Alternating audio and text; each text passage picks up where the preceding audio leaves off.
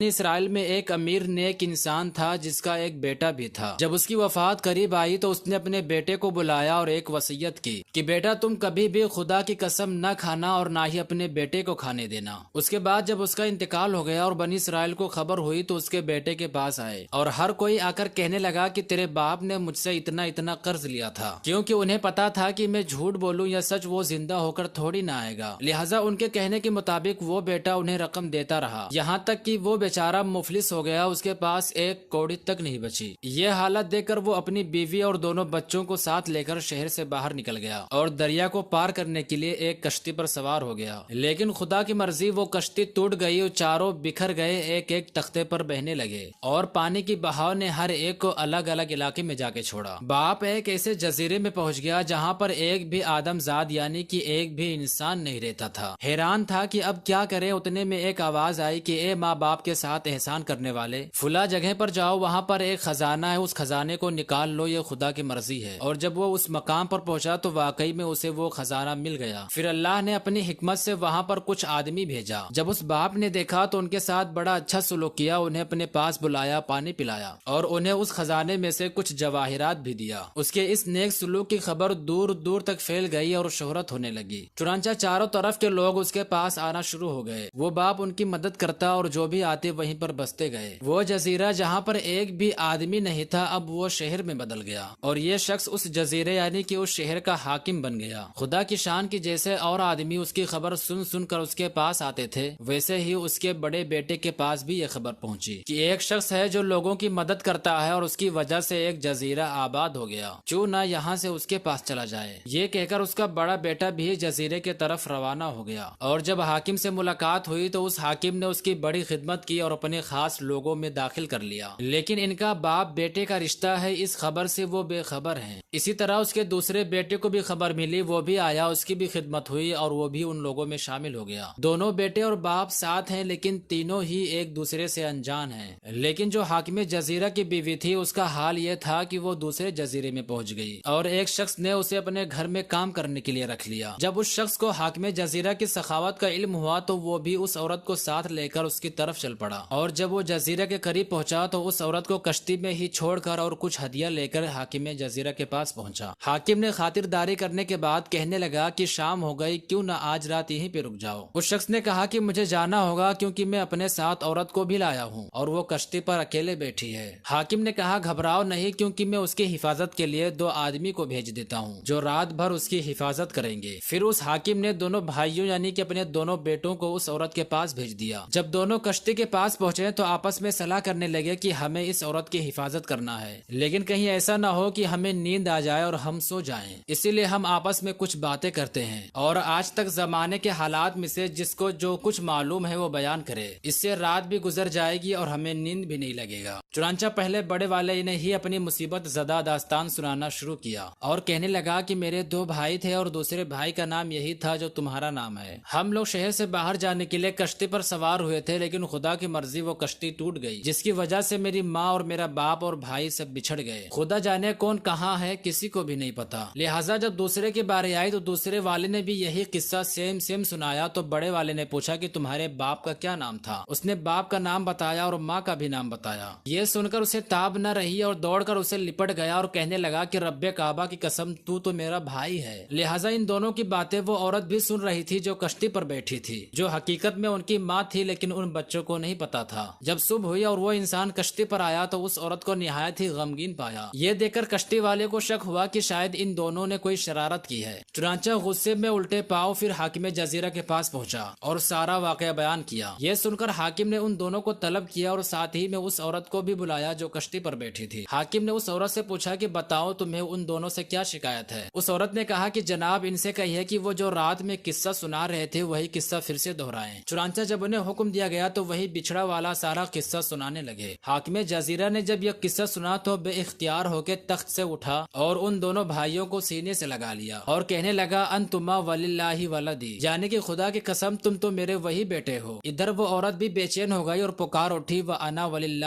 امہما، اور میں خدا کی قسم ان دونوں کی ماں ہوں، اور اس طرح سے وہ بچھڑا ہوا پریوار آپس میں مل جاتا ہے۔ دوستو اللہ جب چاہے بچھڑوں کو جمع کرنے پر قادر ہے، اور یہ بھی پتہ چلا کہ ماں باپ کے ساتھ نیک سلوک اور ان کی فرما فرما برداری کا پھل میٹھا ہے، اور ماں باپ کی فرما بردار اولاد کی دنیا بھی بن جاتی ہے اور آخرت بھی سنور جاتی ہے۔ اور یہ بھی معلوم ہوا کہ مصیبت کے بعد راحت بھی حاصل ہوتی ہے، اور مصیبت کے وقت صبر کرنے والے کو بڑا اجر ملتا ہے۔